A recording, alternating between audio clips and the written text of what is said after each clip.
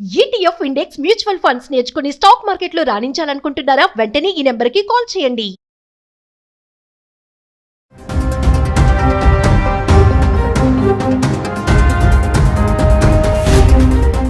నమస్తే, welcome back to Suman TV. Present మనతో పాటు ఉన్నారు అనలిస్ట్ మందరి కృష్ణారెడ్డి గారు. నమస్తే సార్. నమస్తే అమ్మ. సార్, అమెరికాలో ఇప్పుడు హైయర్ చట్టం అమలు అవబోతుందంట. అంటే ఇది H1B ఫీజ్ కంటే చాలా ప్రమాదకరం అని చెప్పేసి, మరి మన ఇండియన్స్కి ఇది చాలా బ్యాడ్ న్యూస్, ఇది ఒక షాక్ అని అంటున్నారు. అసలు ఏంటి హైయర్ చట్టం అంటే? ట్రంప్ విధానాల్లో ఇంకొక సీరియస్గా ఆలోచిస్తున్నది. అవకాశం ఉంటే 2026 జనవరి నుంచి అమలు చేద్దాం అన్నటువంటి ప్రయత్నం చేస్తున్నటువంటి మరొక చట్టం హైర్ చట్టం. అంటే ఏవైనా ఒక ఎంప్లాయీని మనం హైర్ చేసుకోవడం, తాత్కాలికంగా తీసుకుంటే ఎంప్లాయీని కానీ పర్మనెంట్ బేస్లో తీసుకున్న కూడా తక్కువే కదా. అంటే ఒక ఎంప్లాయీ యొక్క సేవల్ని మనం తీసుకుంటున్నాం, దాన్ని హైర్ అంటున్నాం మనం. అంటే ఎంప్లాయీ మన దగ్గర పనిచేయడానికి కూడా ఉంటాయి, మనకు హైర్ చేయడానికి వచ్చినట్టు లెక్క అన్నట్టు. ఎందుకు ఈ హైర్ చట్టం తేవాలని ట్రంప్ సీరియస్గా ఆలోచిస్తున్నాడంటే, అమెరికన్ సిటిజన్స్ని ఎంప్లాయీస్గా తీసుకోవడానికి చాలా వరకు కంపెనీలు సుముఖంగా లేవు. మొదటిది ఏమిటంటే, అమెరికన్ చట్టాల ప్రకారంగా అమెరికన్ సిటిజన్ని తీసుకుంటే ఖచ్చితంగా ఇంత అమౌంట్ పే చేయాల్సింది. లేబర్ చట్టాల ప్రకారంగా ఇలాంటి జాబ్స్కి ఇంత అమౌంట్, ఇలాంటి జాబ్స్కి ఇంత అమౌంట్ అని ఆల్రెడీ ఒక సెట్ చేసి పెట్టారు. అంతకన్నా తక్కువగా జీతాలు ఇవ్వడానికి వీల్లేదు, అంతకన్నా భత్యాలు ఇంతకన్నా తక్కువ ఇవ్వడానికి వీల్లేదు. అవన్నీ ఖచ్చితంగా ఇచ్చి తీరాల్సింది. అంత మొత్తంలో జీతభత్యాలు ఇచ్చి వాళ్ళని పెట్టుకున్నా కూడా, రెండోది వాళ్ళు చేసే పని ఏంటంటే టైమింగ్స్. పర్ఫెక్ట్ టైంకి వచ్చేస్తారు, పర్ఫెక్ట్ టైంకి దిగిపోతారు. ఇండియన్స్ అయితే లేదా ఇతర దేశాల నుంచి వచ్చిన వాళ్ళు అయితే వాళ్ళు టైమ్స్ చూడరు. అవసరమైతే 3-4 అవర్స్ ఎక్కువైనా సరే పని చేసేస్తారు. సండేస్ అండ్ హాలిడేస్ కూడా కావాలంటే కూడా వాళ్ళు వచ్చి చేస్తారు. వాళ్ళు చాలా నమ్మకంగా ఉంటారు, చాలా ఒబీడియంట్గా ఉంటారు, తలబిరుసుగా ఉండరు, తలపొగురుగా ఉండరు. ఇవి అక్కడికిక్కడికి ఉన్న తేడాలు. అక్కడ ఒక 4th క్లాస్ ఎంప్లాయీ అయినా సరే, ఒక సర్వెంట్ మేడో సర్వెంట్ బాయ్ అయినా కూడా కారులో వస్తాడు, కారులో దిగుతాడు. అతనికి మనమే గుడ్ మార్నింగ్ చెప్పి లేదా అతన్ని వెల్కమ్ చెప్పి మన లోపలికి పిలవాలి. మనతో పాటుగా కూర్చోబెట్టుకొని, మన పక్కన కూర్చోబెట్టుకుని వాళ్ళకి టీ కానీ భోజనం కానీ వాళ్ళకి ఏమైనా సరే సర్వ్ చేయాలి. వాళ్ళని చాలా గౌరవంగా చూడాలి, గౌరవంగా సాగనంపాలి. ఇలాంటివన్నీ దీనికన్నా ఏంటంటే, వలసవాదులు అయినట్టయితే, వలస నుంచి వచ్చిన వాళ్ళైతే, ఇతర దేశాల నుంచి వచ్చిన వాళ్ళైతే ఎప్పుడు ఒబీడియంట్గా ఉంటారు. వాళ్ళు ఎప్పుడు మనల్ని బాస్లాగా చూస్తారు. వాళ్ళు ఎంత సమయమైనా వాళ్ళు మనకు పనిచేస్తారు. వాళ్ళ వల్ల మనకు చాలా కలిసి వస్తుంది. తక్కువ జీతంలో ఎక్కువ పని చేయగలిగేటువంటి అవకాశాలు వలసవాదుల నుంచి ఉంటాయి. అదే అమెరికన్స్నే తీసుకుంటే సిటిజన్స్ను ఇవన్నీ కోల్పోవాల్సిన పరిస్థితి ఏర్పడుతుంది. లాభాలు తగ్గుతాయి, టైమింగ్స్ తగ్గడం వల్ల ఎమర్జెన్సీ వర్క్ చేయించాల్సిన పరిస్థితులు ఎగిరిపోతాయి. చాలా ఇబ్బందులు, చాలా కష్టాలు వస్తున్నాయి. అంటే కంపెనీలు హాయిగా ఆనందంగా పనిచేసుకుంటూ లాభాల ఆర్జన చెయ్యాలి అంటే వలస నుంచి వచ్చిన వాళ్ళైతేనే దీనికి ఫిట్ అవుతారు. రెండోది, వాళ్లకున్నంత మేధస్సు, వాళ్లకున్నంత తెలివితేటలు, వాళ్లకున్నటువంటి గుణాలు ఏవైతే ఉన్నాయో, కావాల్సిన గుణాలు, కంపెనీకి కావాల్సిన గుణాలు ఎక్కువ భాగం ఇతర దేశాల నుంచి వస్తున్న వాళ్ళ దగ్గరే ఉన్నాయి. అలాంటి ఎమినెంట్ పర్సన్స్ని సెలెక్ట్ చేసి తీసుకుంటున్నారు వాళ్ళు. ఇక్కడ అలాంటి వాళ్ళు దొరకడం లేదు. అంటే దొరికిన వాళ్ళనే పెట్టుకోవాలి, 4-5 టైమ్స్ ఎక్కువ జీతాలు ఇవ్వాలి, ఒబీడియన్సీ ఉండదు, ఎక్కువ టైం పనిచేయరు. ఇలాంటివన్నీ సమస్యలు ఉన్నాయి. దీనివల్ల హెయిర్ సిస్టమ్ ఇప్పటిదాకా బాగా పనిచేస్తుంది. ఇప్పుడు హెయిర్ చట్టం కొత్తగా ఏం తీసుకురావాలని అనుకుంటున్నాడు ట్రంప్ అంటే, ఏ కంపెనీ అయినా ఇతర దేశం నుంచి ఒక ఎంప్లాయీని తీసుకోవాలి అంటే, అమెరికన్ సిటిజన్ కాకుండా తీసుకోవాలంటే, అతనికి చెల్లించే జీతం ఎంత ఉంటుందో దాంట్లో 25% అమౌంట్ ఈక్వల్గా ట్యాక్స్ కట్టాలి. దాన్ని హెయిర్ చట్టం అని తీసుకొస్తున్నారు. అంటే H1B వీసా అయితే ఒక్కసారి $1,00,000 పిల్లించేస్తే వాడు ఎంతకాలం అయినా సరే వాడు పని చేసుకోవడానికి అవకాశం ఉంటుంది. ఇది అట్టా కాదు, ప్రతి నెల 25% అంటే అతని జీతం సపోజ్ ఒక 50 లక్షలు ₹1,00,00,000 ఉందనుకుందాం పర్ మంత్, దాంట్లో 25% ఎగిరిపోతుంది. 4 నెలలు అయ్యేసరికి $1,00,00,000 పే చేసినట్టే అవుతుంది. అంటే జీవితాంతం పే చేయాలి. ఎన్నాళ్ళు అయితే అతను పని చేస్తాడో అన్నాళ్ళు పే చేసుకుంటూ పోవాలి. ఇది పెద్ద గుడిబండలాగా తయారైపోతుంది. కాబట్టి హైర్ చట్టం తీసుకొచ్చినట్టయితే దాదాపుగా 80-90% ఇతర దేశాల నుంచి వచ్చేటువంటి టోటల్గా తగ్గిపోతుంది. అదిగాక H1B వీసాకు సంబంధించినటువంటి చట్టాన్ని మరి అమలు చేయాలంటే అక్కడ సెనెట్లో కొంచెం గొడవలు వచ్చేటువంటి అవకాశాలు ఏర్పడ్డాయి. అక్కడ చట్టాలు కూడా ఒప్పుకోవట్లేదు, అక్కడ ఉన్నటువంటి కోర్టులు కూడా దానికి వ్యతిరేకిస్తున్నాయి. కానీ హైర్ చట్టాన్ని వ్యతిరేకించడానికి అవకాశం ఉండదు. వీసా వేరు, ఇక్కడ ఉండేటువంటి హైర్ చట్టం వేరు, రెండింటి మధ్య తేడా ఉంది. వీసా అనేది ఇతర దేశాల వాళ్ళు మన దేశంలో ప్రవేశించడానికి ఇచ్చేటువంటి ఒక అవకాశం.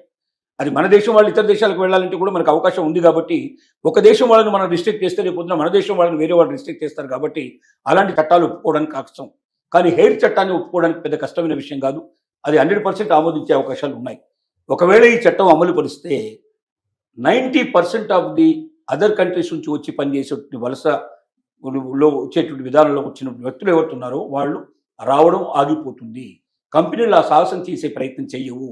అప్పుడు ఏదో రకంగా అమెరికాలో ఉండే వాళ్ళని తయారు చేసుకుంటూ, అమెరికాలో ఉండే వాళ్ళని డెవలప్ చేసుకోవడానికి ప్రయత్నం చేస్తూ, అవసరమైతే వాళ్ళే ట్రైనింగ్ను డెవలప్ చేసి వాళ్ళే మలుచుకోవడానికి ప్రయత్నం చేస్తారు తప్ప ఇతర దేశాల వాళ్ళని వచ్చే అవకాశాలు పూర్తిగా ఆగిపోతాయి. దానివల్ల అమెరికన్స్ ఉద్యోగాలు ఖచ్చితంగా దొరుకుతాయనే ఉద్దేశంతో హెయిర్ చట్టాన్ని తీసుకురావడానికి ఉద్యుక్తుడవుతున్నాడు ట్రంప్. అది తొందరలోనే అమలు చేసే అవకాశం ఉంది. అంటే వైట్ కాలర్ ఉద్యోగులు ఎవరైతే ఉంటారో వాళ్ళు ఎవరిని కూడా ఇండియాకి రాకుండా చేయడానికి ఈ ప్లాన్ అనుకోవచ్చు అంటారా? ఇప్పుడు బ్లూ కాలర్ ఉద్యోగాలని కొన్ని ఉన్నాయి, వైట్ కాలర్ ఉద్యోగాలు ఉన్నాయి. ఇంట్లో రకరకాలుగా ఉంటాయి. అంటే ఏం లేదు, బయటకు పోయి పనిచేసేవి కొన్ని, ఆఫీస్లో ఉండి పనిచేసేవి కొన్ని సుఖవంతంగా పనిచేసేవి కొన్ని, కొంచెం కష్టంతో పనిచేసేవి కొన్ని, ఇట్లా రకరకాల బట్టి వైట్ బ్లూ రకరకాల పేరు పెట్టారు. ఇప్పుడు బ్లూ కాలర్ ఉద్యోగాలన్నీ కూడా ఇప్పుడు చైనాకి వెళ్ళిపోయినాయి. ఇక్కడ అమెరికాలో బ్లూ కాలర్ ఉద్యోగాలని ఆల్మోస్ట్ ఆల్ తగ్గించే ప్రయత్నం జరిగింది. చైనాకి ఎక్కువగా వెళ్తున్నారు వాళ్ళు. ఇక వైట్ కాలర్ జాబ్స్ ఎక్కువ మాత్రం ఇండియాకి వస్తున్నాయి ఇప్పుడు మొత్తం కంపెనీ. ఎందుకంటే ఎక్కువగా వాళ్ళు ఆఫీస్లో కూర్చొని చేసే పని ఎక్కువగా ఉంటుంది, కదలకుండా కూర్చొని చేసే పని ఎక్కువ ఉంటుంది, మెదడుతో చేసే పని ఎక్కువ ఉంటుంది.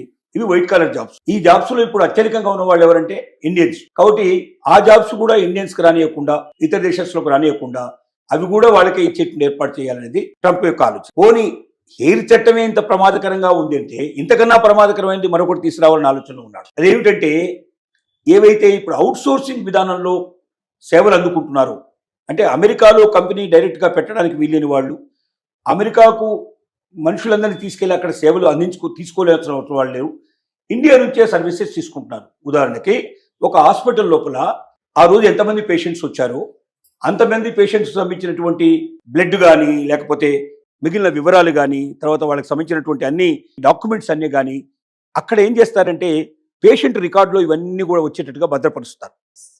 అంటే ఆ పేషెంట్కు కొత్తగా చేసినవి పాతవి అన్ని కలిపి ఒకే దాంట్లో రికార్డులో ఉంటాయి.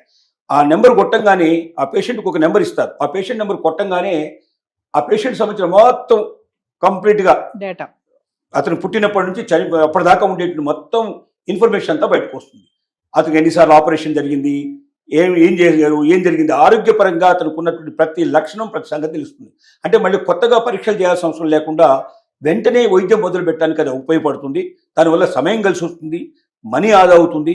ఇంకటి చాలా మళ్ళీ చేయాలంటే చేసినవే చేసి ఖర్చు విపరీతంగా పెరుగుతుంది. ఇండియాలో లాగా కాదు, ఒక పరీక్షకి ఇండియా లోపల ఒక 10,000 రూపాయలు ఖర్చు అవుతుంది అనుకుంటే అక్కడ లక్షల్లో ఖర్చు అవుతుంది.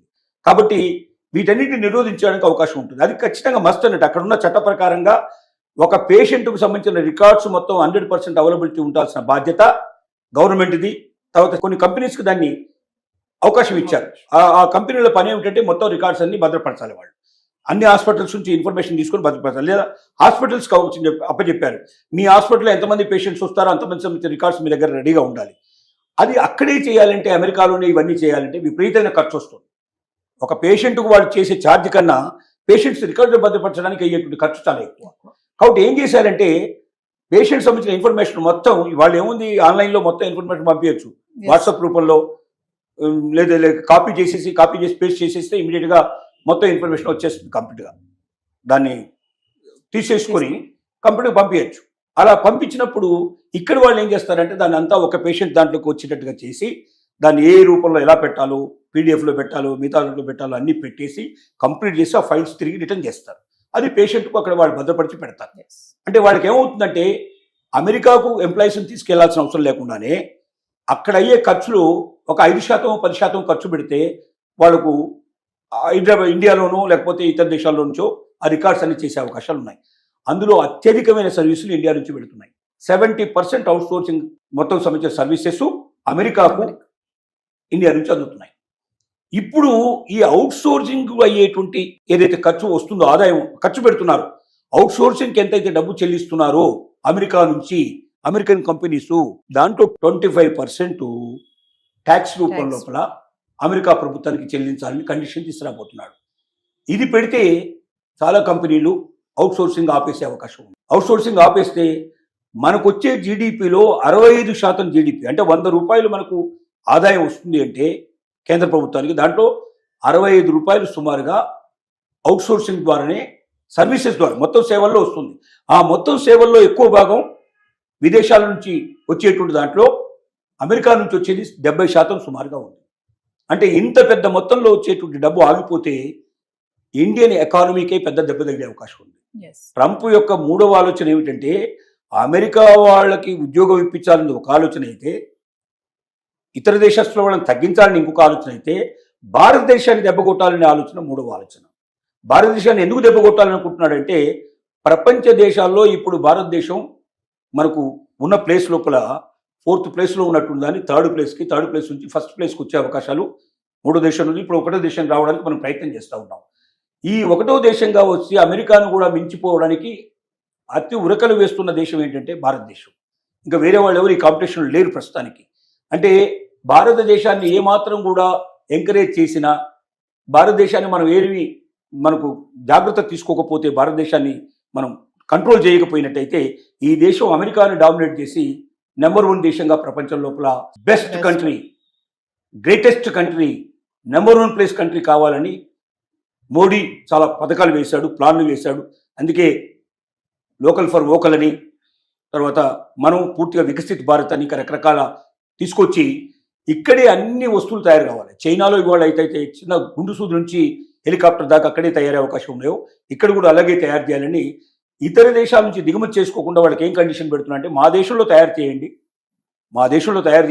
మీరే తయారు చేయండి, కానీ మా దేశంలో తయారు చేయండి, మా దేశంలో ఉన్న వాళ్ళకి అవకాశాలు కల్పించండి, మాకు పన్నుల రూపంలో మాకు దాని మీద కలెక్షన్ వచ్చేది చేయండి, తద్వారా మీకు ఎక్కువ రాయితీలు ఇస్తామని చెప్పి ప్రయత్నం చేస్తూ ఉన్నారు. ఇందువల్ల భారతదేశం అమెరికాను డామినేట్ చేయడం ఖచ్చితంగా జరుగుతుందని ట్రంప్కు అర్థమైపోయింది. కాబట్టి దాని నుంచి ఎట్టి పరిస్థితుల్లో భారతదేశాన్ని రానివ్వకుండా ఒకవేళ తగ్గింపజేయగలిగితే అమెరికాకు ముప్పు ఉండదు, అమెరికా నెంబర్ 1 ప్లేస్లోనే ఉంటుందనేది ఇంకొక భావన. ఇవన్నీ దృష్టిలో పెట్టుకొని ఒకవైపున మనకు హెయిర్ ట్యాక్స్ అనేది ఒకటి వేయడానికి ప్రయత్నం చేస్తున్నాడు, రెండోది అవుట్సోర్సింగ్ ట్యాక్సెస్ అని రెండో వేయడానికి ప్రయత్నం చేస్తున్నాడు. ఈ రెండు అమలు అయితే భారతదేశం నుంచి ఒకటి అమెరికాకు వెళ్ళే వాళ్ళ సంఖ్య గణనీయంగా తగ్గిపోతుంది, రెండోది భారతదేశానికి వచ్చేటువంటి ఆదాయం గణనీయంగా తగ్గిపోతుంది. ఈ 2 రకాల ప్రమాదాలు అమెరికా భారతదేశానికి ఇప్పుడు పెట్టిన పరీక్ష. ఈ పరీక్షలోంచి ఇండియాలో ఎలా నెగ్గుతారన్నది మనకు తెలియదు. Thank you.